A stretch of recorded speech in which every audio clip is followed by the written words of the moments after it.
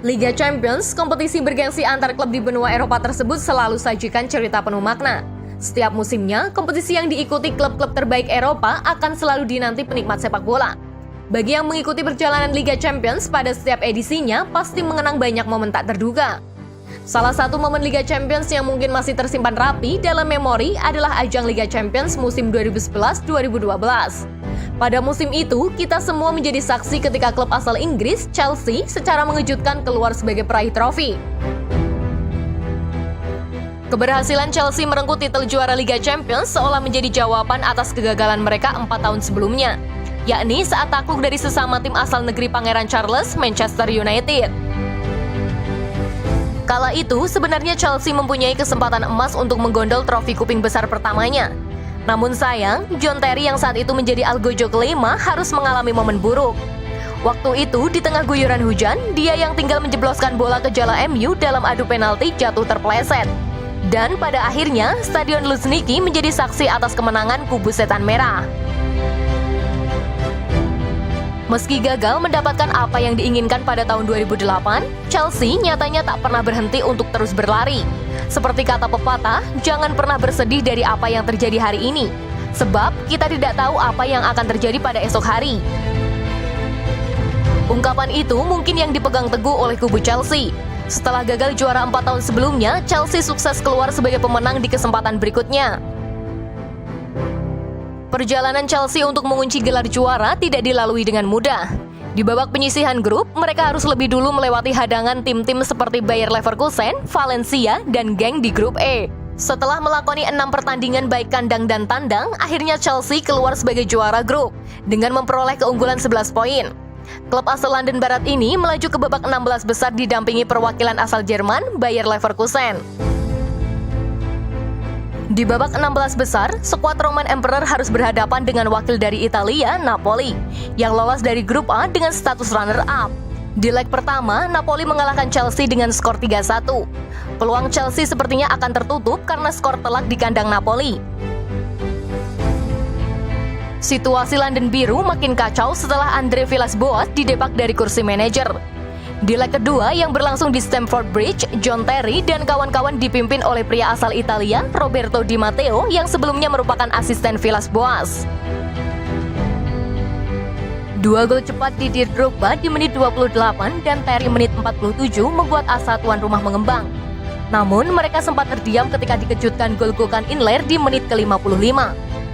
20 menit kemudian, penalti Frank Lampard membuat seisi stadion kembali bergemuruh. Pertandingan pun dilanjutkan dalam babak perpanjangan waktu. Pada fase ini, gol Ivanovic di menit ke-105 membuat Chelsea lolos dari lubang jarum. Lolos ke perempat final, Chelsea menjamu wakil dari Portugal, Benfica. Chelsea tak terlalu menemui kesulitan. Mereka sukses melenggang mulus dengan menyapu 2 kemenangan, 1-0 di kandang Benfica dan 2-1 di Stamford Bridge.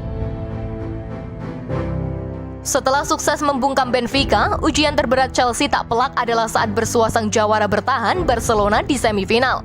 Disinilah kepiawaian taktik Roberto Di Matteo berbicara. Sadar tak mungkin unggul jika mengadu kualitas permainan dengan skuad asuhan Guardiola, dalam 2 leg, sang bos menginstruksikan anak-anak asuhnya agar lebih berkonsentrasi di sektor belakang dan melancarkan serangan balik kilat saat berhasil merebut bola. Hasilnya paten. Kendati banyak ditekan, Chelsea sukses memetik kemenangan 1-0 melalui Didier Drogba pada game pertama di stadion kebanggaan mereka, Stamford Bridge. Saat bertandang ke Camp Nou, semua orang sepertinya mengunggulkan Lionel Messi dan kawan-kawan. Dugaan sebagian orang benar karena Barca sudah unggul 2 gol cepat lewat Sergio Busquets dan Andres Iniesta.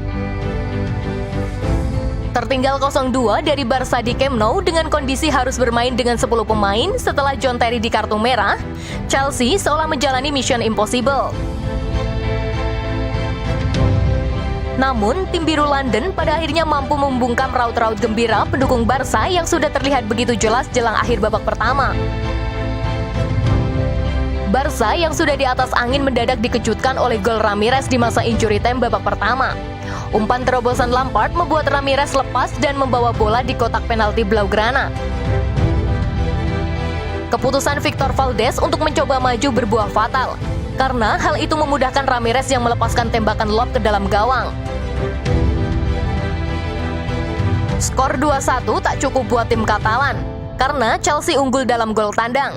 Namun bombardir serangan yang Barca lancarkan tak kunjung berbuah gol, termasuk penalti Lionel Messi di babak kedua yang hanya membentur mistar. Justru Chelsea yang terus bertahan dengan kokoh di sisa pertandingan mampu menyamakan kedudukan. Memanfaatkan garis pertahanan Barca yang sangat tinggi, Fernando Torres yang masuk sebagai pengganti di menit 80 melakukan sprint sendirian setelah mengambil bola sapuan Ashley Cole.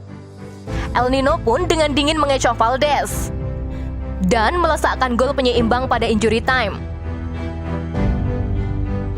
Chelsea pun sukses menuntaskan dendam di semifinal 2009 dan melangkah ke partai puncak untuk kali kedua sepanjang sejarah. Tak dapat dipungkiri bahwa kelolosan Chelsea melaju ke final membelalakkan mata banyak orang, mungkin termasuk kubu Chelsea sendiri. Terlebih kondisi tim sempat carut-marut, sehingga memaksa manajer Andre Villas-Boas yang baru dipekerjakan pada awal musim ditendang. Pemecatan FVB, pelatih ke-8 Chelsea di era Roman Abramovich, ternyata menjadi berkah terselubung untuk skuad The Blues. Di Matteo, asisten manajer yang didapuk sebagai caretaker, mampu menghadirkan stabilitas yang amat dibutuhkan dan mengembalikan tim ke jalur kemenangan. Di final, Chelsea kembali membuat kejutan. Lewat pertandingan yang penuh drama, sejarah mencatat The Blues di hadapan pendukung Bayern Munchen yang memadati Allianz Arena. Jalannya pertandingan memang berjalan begitu ketat. Bayern Munchen yang di semifinal menyingkirkan Real Madrid bermain penuh energi dan terus mengurung pertahanan Chelsea yang bermain defensif. Di babak pertama saja, Bayern 16 kali mencoba mencetak gol, sementara Chelsea hanya 2 kali. Situasi tidak berubah di babak kedua, meski Chelsea sesekali mencoba keluar dari tekanan FC Hollywood. Memasuki menit ke-82, Bayern menekan Chelsea, dan kali ini upaya mereka berhasil.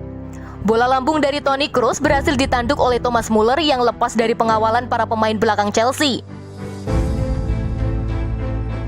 Dengan pertandingan hanya tersisa sekitar 7 menit dan dalam posisi tertekan, banyak yang memperkirakan pada dasarnya babak final Liga Champions ini telah berhasil. Namun, asumsi dan prediksi berubah total ketika Didier Drogba menyamakan kedudukan dengan sundulan kepala, memanfaatkan sepak pojok yang diambil Juan Mata.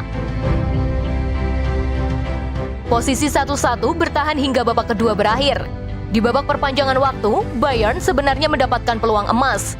Namun, tendangan penalti Arjen Robben bisa ditangkap oleh Petr Cech, kiper Ceko yang bermain gemilang pada malam itu.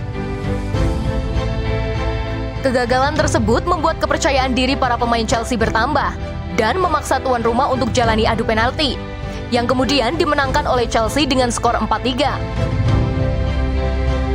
Gelar juara Chelsea di Liga Champions 2012 gagal mereka pertahankan di musim berikutnya, saat mereka hanya meraih gelar Liga Eropa usai mengalahkan Benfica di partai final.